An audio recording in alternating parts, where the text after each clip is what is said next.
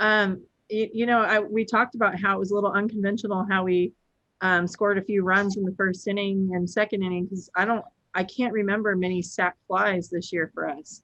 So and then the bleeder by Georgia in the first. So it's fun to have speed. It takes the pressure off of our offense, and then great to see the bats come alive with Jada and Jules today.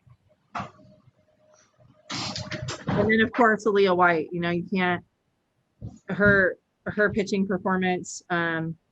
She's just lights out no matter what. It doesn't matter, what pitch is working that day or not working that day. She does a tremendous job keeping us in games and staying competitive and, even battling through a different strike zone, because we get different strike zones throughout the season. And so I loved how she stuck with her stuff. I think she normally gets a little bit of a more outside corner there, and she did a great job adjusting with that. And she got help too by Kira there on that throw from center field, just a bullet perfect throw to third base, and had a great game offensively, 3 ribbies, including that 2 RBI hit down the first base side. Oh yeah, that was big time. As soon as she made that play, we talked in the dugout. We said she makes that play like she does that every single day of her life, and you know what? In practice, she really does. So it's awesome to see that, and just the pressure again off of Aaliyah with the runner on, and just so much fun to be able to rely on our defense in that situation.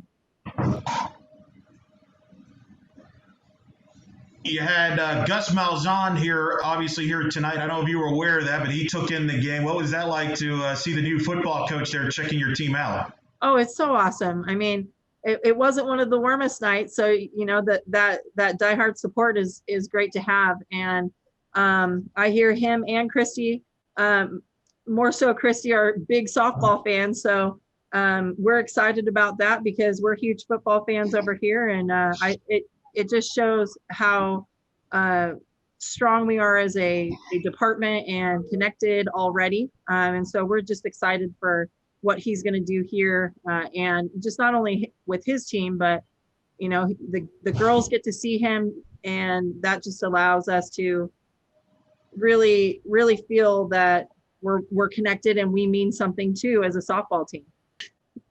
Just her ability to make adjustments from at bat to at bat. I think against the same pitcher, same pitch, she got jammed in the first inning.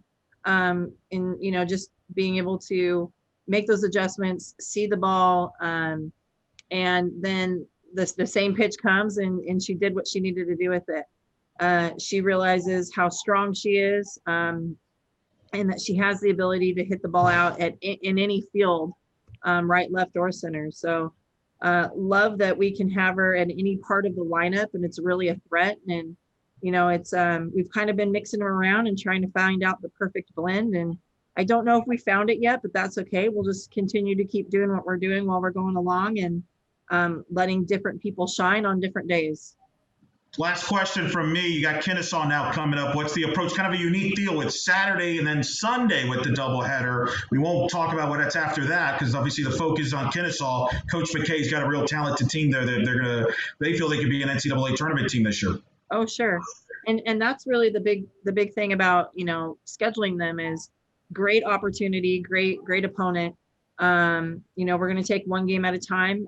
They're a very well-balanced team. They can hit, they can pitch, they can play defense, they can run a bit. So they put the game in motion.